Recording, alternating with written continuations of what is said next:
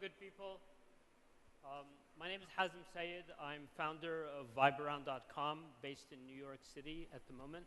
I'm also the inventor of Vibe, the anti-Twitter and anti-Facebook app.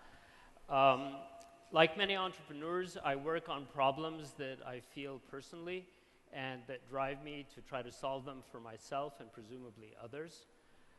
With social media, the name of the game is to get followers, get friends, and with that you get more visibility, you get more social status, both online and offline. Social media allows you to reach people around the world very quickly. It can give a voice to the people that previously might not have had a voice. These are all great things. So what's the problem in this paradise?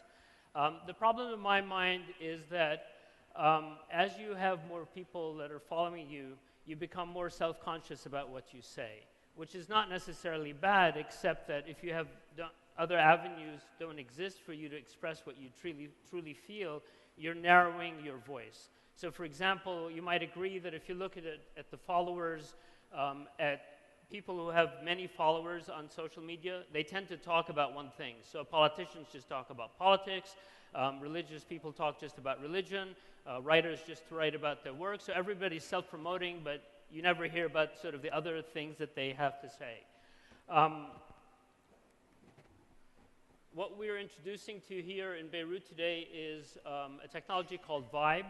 It's a way to an altogether new way to communicate with people that's based on where they are instead of who they are. So basically the idea is that location replaces identity, or more important than identity. This might sound a little odd, but it's actually very natural. What is happening right here is an example of that. We're in a place, we're in the same place, so we're having this conversation.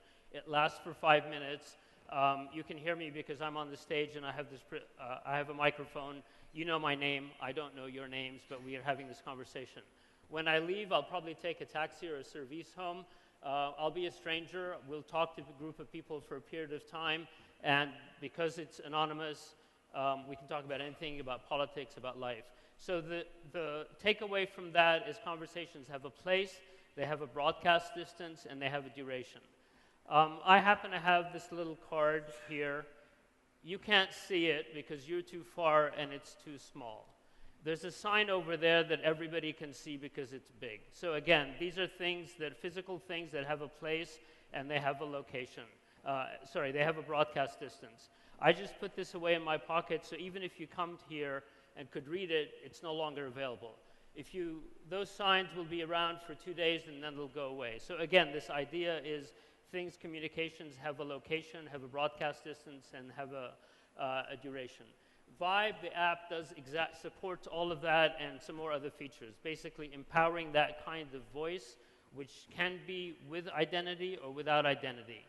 Messages have a place, they have a duration, and they have a broadcast distance. You also can see messages based on where you are, what people share, or you can go to another country. You can move the map to Cairo and see what people are saying in Cairo. You can move the map to America and see what the vibe is in America with that kind of control. How do you market something like this against the juggernaut of Facebook and Twitter and Instagram and so on? So what we've learned is that we need to focus on very specific areas. There's very specific communities where location matters, and communication and networking locally matters. So this idea that we've had is we've turned our office, which is in New York in the Village. It's a loft, very nice space. We've made it available to designers, musicians, artists, to use it as a place where they shoot their music videos, where they shoot their clothing lines, where they shoot their lookbooks, etc. And it becomes a venue that brings together photographers, models, makeup artists, etc. And at the same time, you can see that Vibe is projected on the wall of the office. People use it as a networking tool, as a tool to communicate and post behind-the-scenes images in private channels, which is one of the features of Vibe. So aside from the fact that they pay and it covers the cost of the office and actually covers half the development cost of Vibe, we're getting an opportunity to free marketing and to show the app to a particular audience. Vibe now is about 45,000 users, primarily in the US and primarily in New York. People use it in two ways. One is self-promotion, which is similar to Twitter, but they can actually say a lot more things.